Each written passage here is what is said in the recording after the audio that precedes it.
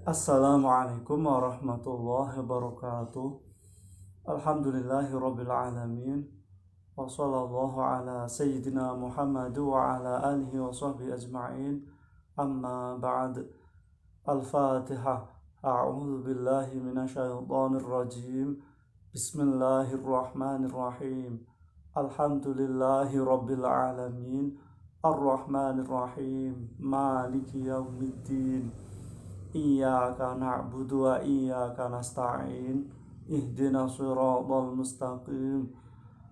Siratal ladzina an'amta 'alaihim ghairil maghdubi 'alaihim waladdallin. Amin. Marilah kita lanjutkan kajian kitab Tibbun Nabawi dan Al-Mawa'id. Ini saya tidak bisa langsung ke Pondok Pesantren Futuhiyah Meranggen Demak dikarenakan sedang berada di Tingkir Salatiga, tepatnya di Yayasan Al-Falah Darus Sa'adah.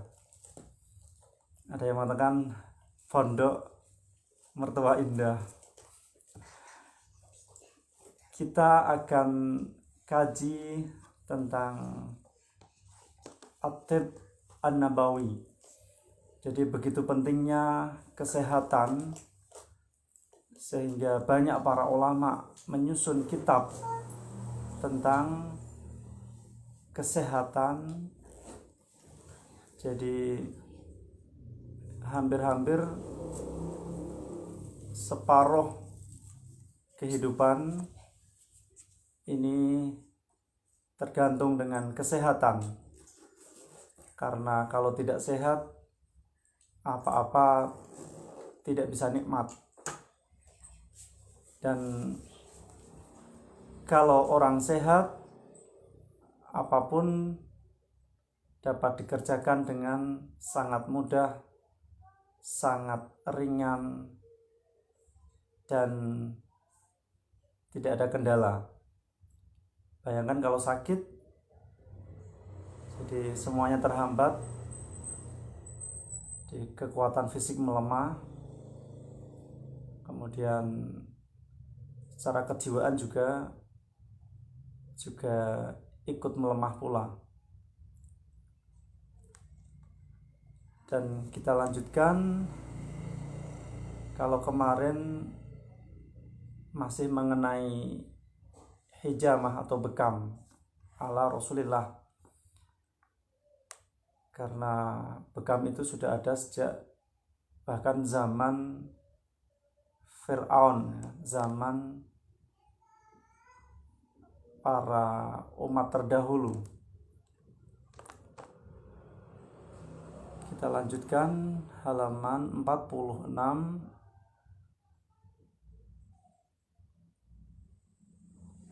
Wa fi atharin, lan ing dalem asar dawuh para sahabat, al-hijamatu utawi cantuk, ala riqi ing ngatasé tingkah ngelih, iku dawaon dadi tombo. Jadi dari asar atau perkataan para sahabat, bekam dalam keadaan perut kosong, dalam keadaan lapar, ini akan bisa menjadi obat. Wa ala shibailan ing atase wareg, iku daon dadi penyakit. Bekam dalam keadaan kekenyangan, perut terisi penuh, maka bisa menjadikan penyakit. Wa fi sab'ata asyara, lan ing dalem tanggal 17 minasyahri saking wulan, iku syifaon dadi tombo. Bekam pada tanggal 17 setiap bulan Komariah itu bisa menjadikan obat penyembuh. Jadi seperti kalau orang operasi zaman sekarang itu nanti ada metode disuruh puasa dulu ya, tidak makan, tidak mengkonsumsi makanan minuman dulu, nanti baru dioperasi. Jadi memang ada salah satu metode pengobatan itu dengan cara puasa ya. Kalau sabda Rasul, sumu tasihu, berpuasalah maka kalian akan sehat. Jadi salah satu metode. Dan ada kalanya kalau menghendaki kesembuhan suatu penyakit atau menghindari suatu penyakit, ada makanan-makanan tertentu yang harus ditinggalkan. Dan ini dalam dunia ketabiban maupun kedokteran mengenal dan faham pasti akan hal itu. Waqtiyaru hadhil awqati, utawi milih iki pira-pira wektu, lil hijamati kedue cantok, iku fima ing dalam barang, idza kanat nalikane ono apa hijamah, ono iku ala sabilil ihtiyati, ing atase dalan ngati-ngati, wa taharruzilan ngreksa minal adza saking loro. Jadi dipilihnya waktu tertentu untuk melakukan bekam ini dalam rangka untuk sarana berhati-hati dalam bentuk penjagaan diri dari suatu penyakit. Wahidhan lan kreksa lesehati maring kesehatan. Jadi waktu tertentu dipilih karena untuk menjaga agar tetap sehat. Jadi maksudnya begini, dalam suasana normal, dalam suasana menjaga kesehatan atau mencegah penyakit, nanti berbekam pada tanggal-tanggal tertentu, waktu-waktu tertentu itu sangat dianjurkan. Namun kalau saat sakit, kalau saat ada penyakit, lah itu tidak memperhatikan tanggal-tanggal atau waktu ini. Tapi begitu ada penyakit yang memerlukan penanganan langsung, maka harus segera ditangani. Jadi makanya kalau dunia kedokteran istilahnya mencegah lebih baik daripada mengobati, itu ada benarnya. Jadi al-himayah khairum minasyifa. Jadi tindakan preventif, jadi mencegah, menjaga jangan sampai terkena suatu penyakit atau terkena suatu malapetaka. Ini jauh lebih baik, jauh lebih selamat daripada harus mengorbankan diri, terjun ya, menerjang arus yang belum tentu nanti dia kuat menahan penyakit itu atau tidak. Dan sekalipun dia sudah menyediakan obatnya, nah, belum tentu obatnya itu cocok atau tidak. Jadi tidak gegabah tapi tetap waspada. Wa amma mudawatul amradi, manapun ing dalem nambani pira-pira lara,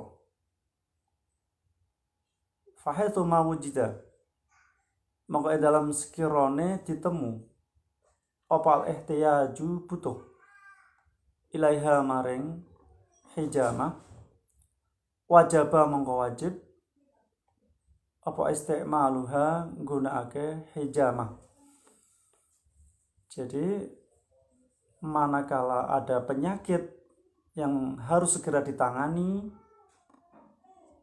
maka kalau menggunakan teknik bekam ya wajib harus segera dilaksanakan.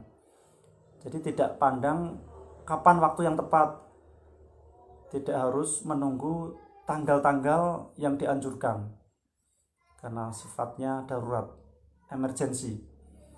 Makanya kalau di rumah sakit ada istilah ya ruang ICU atau ruang IGD. Jadi ada tempat-tempat khusus untuk penanganan situasi khusus. Wa fi qalihi lan ing dalem dawuh Kanjeng Nabi la yatabayyar ojo dadi akeh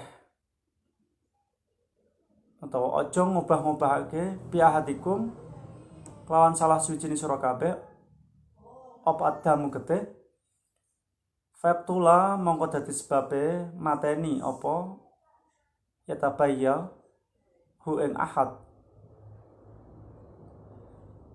Jadi ada sabda Rasulullah menyebutkan bahwa darah yang dikeluarkan ketika berbekam maka hendaknya jangan dalam situasi digoncang atau di cara Jawane diplotot utawa dioyak-oyak. Karena kalau darahnya ini dipaksa untuk keluar padahal tidak sesuai dengan ketentuannya, nah nanti bisa menyebabkan kematian. Jadi akan kehabisan darah dan fatal akibatnya. Dilaluhu utawi dalile atau nuduhake la yatabayya ala dzalika ing ngatasé mengkono-mengkono fa'tulah yakni ngersakake sapa Kanjeng Nabi li Allah yatabayya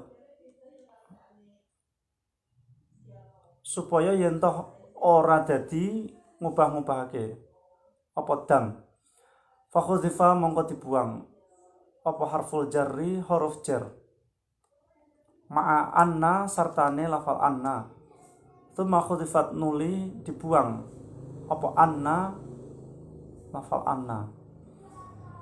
Jadi ini menerangkan tentang sabda Rasul la yatabayya.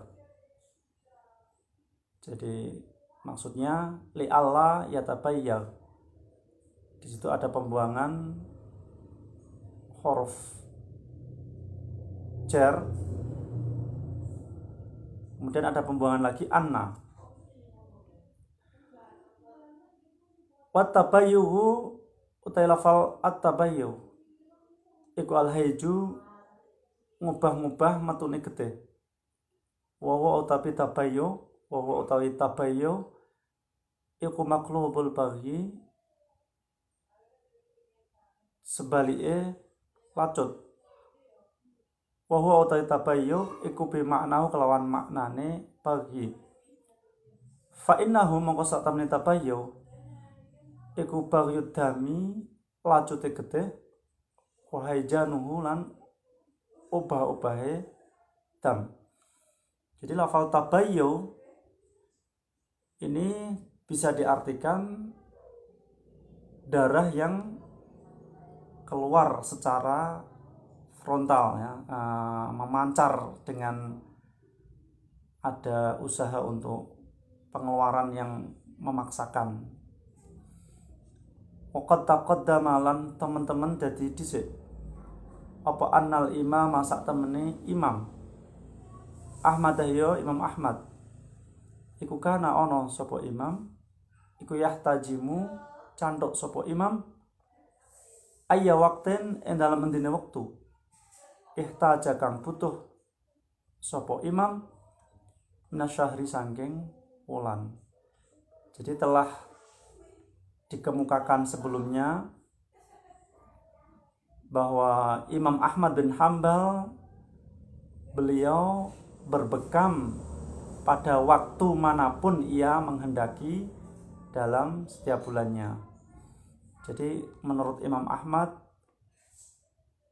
itu kapanpun menginginkan berbekam, kapanpun dibutuhkan berbekam, maka waktu manapun boleh saja dipergunakan. Jadi sekali lagi, saat butuh tidak perlu melihat waktu atau tanggal tertentu.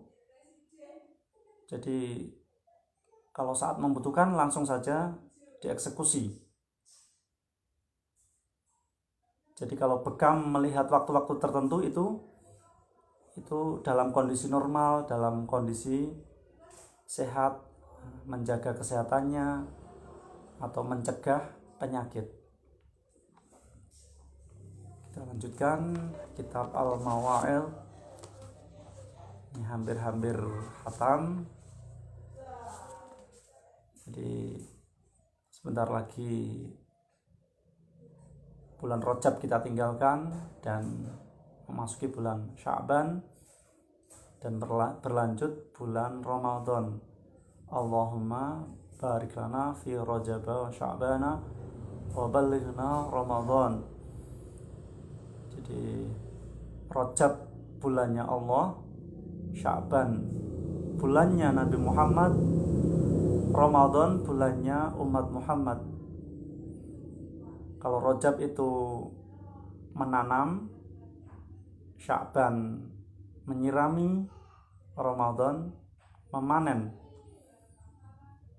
Ada lagi istilah kalau Rajab itu bulan untuk istighfar, karena banyak sekali dianjurkan istighfar Rajab. Sya'ban itu bulan untuk sholawatan, karena ayat perintah untuk membaca sholawat itu pada bulan Sya'ban. Sedangkan Ramadan untuk membaca Al-Quran, karena Al-Quran turun pertama kali pada bulan Ramadan. Kita lanjutkan halaman 17. Bismillahirrahmanirrahim. Wal khaufi lan wedi, war rojai lan arep-arep. Jadi khauf dan roja ini ibarat dua sayap. Khauf itu takut, roja itu harapan. Jadi takut kepada Allah, di situ ada azabnya, ada laknatnya, ada murkanya. Sedangkan harapan, berpengharapan kepada Allah, di situ ada harapan akan pahalanya, surganya, ridhonya. Jadi semua ada ilmunya. Jadi antara khauf dan roja harus seimbang, ibarat dua sayap. Kalau burung sayapnya itu keduanya seimbang, dia akan bisa terbang dengan sangat lihai, bisa naik turun, bisa menikuk, menukik, ya, bisa berputar-putar dan sebagainya. Tapi kalau sayapnya satu patah, tidak akan bisa terbang, ya, apalagi dua. Wal judi lan lomo, wasofhe lan ngapuro. Jadi harus punya rasa kedermawanan, nyah-nyoh.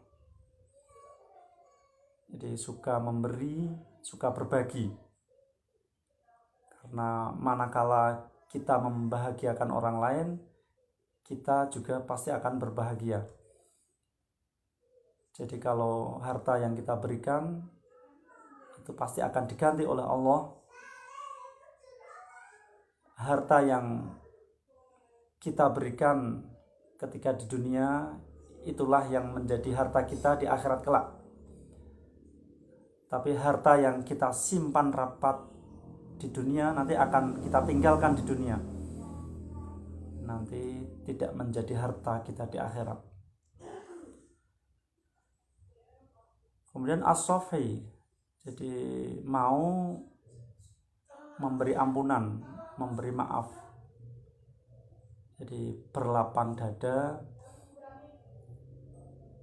Jadi tidak pendendam, tidak pemarah, tidak apalagi penyiksa, pembalas atau penghancur.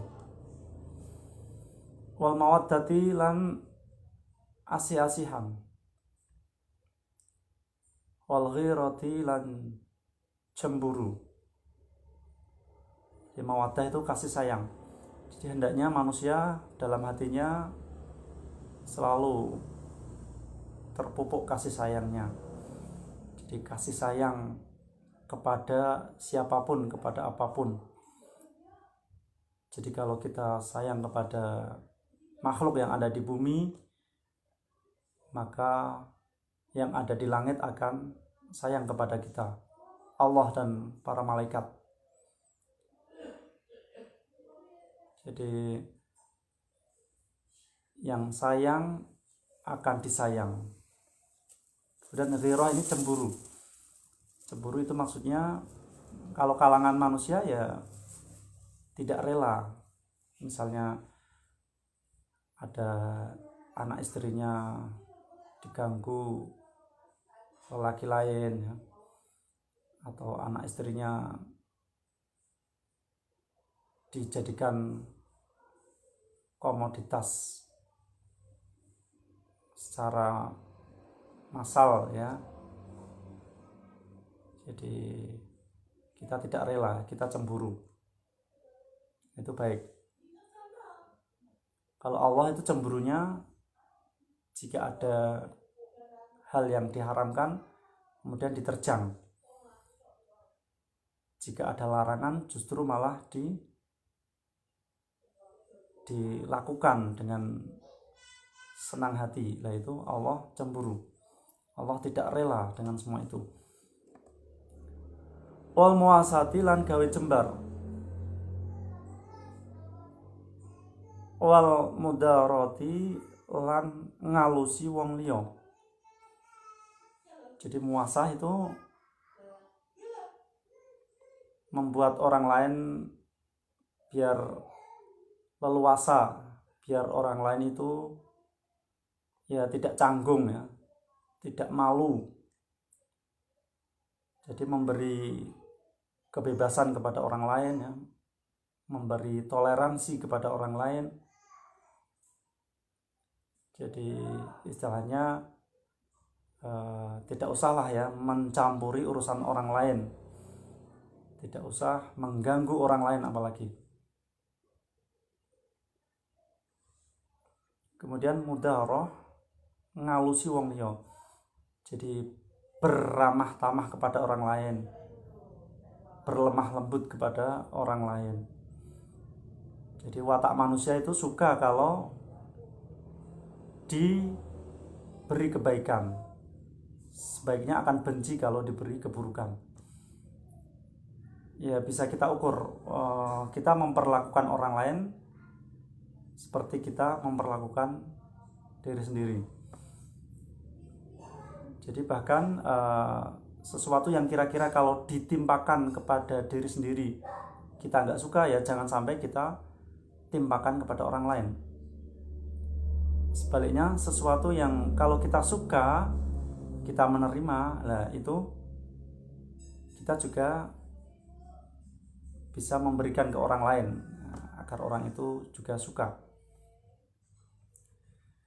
Wal itharilan milihake wong liya utawa ndhisikake wong liya.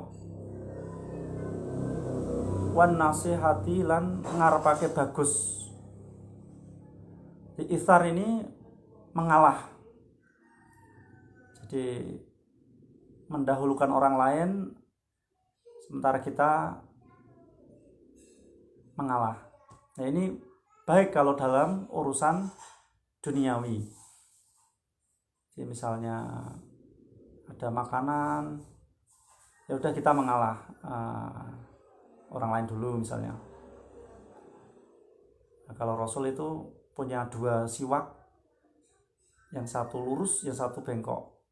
Yang lurus itu dikasihkan orang lain karena baik, yang bengkok itu untuk Nabi sendiri ya, karena ya kalau untuk diri sendiri nggak apa-apa, mengalah.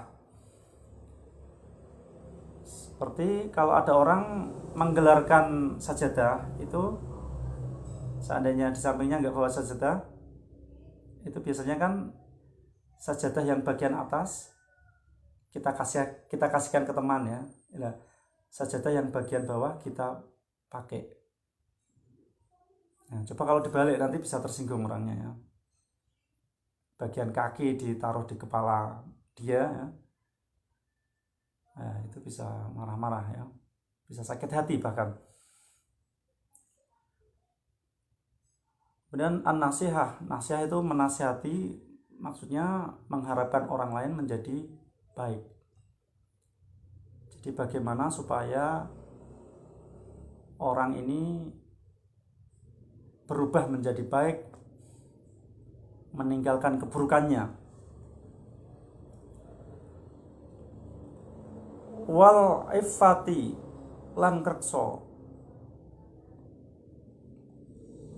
Jadi iffah itu menjaga diri. Jadi bisa menjaga diri dari perbuatan yang jelek, perbuatan yang menurunkan martabat, perbuatan yang mungkin maksiat dan sebagainya. Wa taslimi lan pasrah, wa tawakkuli lan tawakal. Jadi taslim itu pasrah terhadap hukum Allah, terhadap ketentuan Allah. Jadi apapun ya kita pasrah, kita menerima apa adanya tanpa ada penolakan, tanpa ada pemberontakan. Dan kalau tawakal ini pasrah, maksudnya pasrah itu ya sepenuhnya kita pasrahkan kepada Allah, karena Allah lah yang maha kuasa. Nah tentunya setelah berusaha. Jadi ada usaha untuk memperbaiki diri, ada usaha untuk menyelamatkan diri, ada usaha untuk berbuat sesuatu, lah baru hasilnya pasrah ya. Allah mau memberi apa, kita terima. Jadi tidak benar kalau tiba-tiba pasrah, tiba-tiba tawakal, itu tidak benar ya. Jadi dulu ada yang menaruh onta di depan masjid, kemudian ditinggalkan begitu saja. Lalu diingatkan, tawakal tidak seperti itu. Kamu ikat dulu ontamu, baru kamu tawakal kepada Allah. Itu yang benar. Wasyaja'ati lan kendel, wal muru'ati lan jogo keprawiran, menjaga kehormatan. Wa mahabbatillahi lan demen Allah Ta'ala halimahulur Allah. Jadi syaja'ah itu berani ya, berani dalam kebaikan, berani dalam kebenaran. Jadi berani itu baik kalau dalam kebaikan, berani itu benar kalau dalam kebenaran. Jadi Kalau dalam kesesatan berani itu namanya ya tidak berani, itu namanya ngawur. Kalau dalam kemaksiatan kok berani, itu namanya tidak berani, itu namanya nekat dan sebagainya. Kemudian muru'ah, menjaga harga diri, menjaga harkat dan martabat. Jadi jangan sampai tercoreng namanya, jangan sampai menjadi orang yang terhina, jadi sampah masyarakat. Jadi sebisa mungkin hidup mulia, hidup terhormat dengan menjaga harga diri, menjaga harkat martabat, mungkin kesehariannya bagaimana ya. Jadi menjaga akhlak mulia, menjaga mungkin ibadahnya, muamalahnya dan sebagainya. Kemudian mahabbatullah, mencintai Allah. Jadi cinta kepada Allah ini harus nomor satu dibanding yang lain. Cinta kepada Allah harus mutlak daripada yang lain. Nah, sekarang bagaimana dengan cinta Nabi Muhammad? Nah, orang itu harus bisa memilah-milah. Kalau secara keseluruhan cinta yang pertama harus kepada Allah. Tapi kalau dalam ranah makhluk, cinta yang pertama harus kepada Rasulullah Muhammad SAW. Jadi cinta Allah, cinta Rasulullah, nanti baru cinta ke yang lain-lain. Misalnya ke orang tuanya, ke anaknya, ke suami atau istrinya, atau ke orang lain. Jadi ada urutannya. Jadi kalau orang sudah besar cintanya kepada Allah, nanti cinta kepada yang lain tidak akan terasa. Ibarat kalau matahari sudah bersinar terang, maka semua sinar, semua cahaya akan kalah dengan pancaran sinar matahari yang terang benderang. Sekian, semoga bermanfaat. Kurang lebihnya mohon maaf. Wassalamualaikum warahmatullahi wabarakatuh.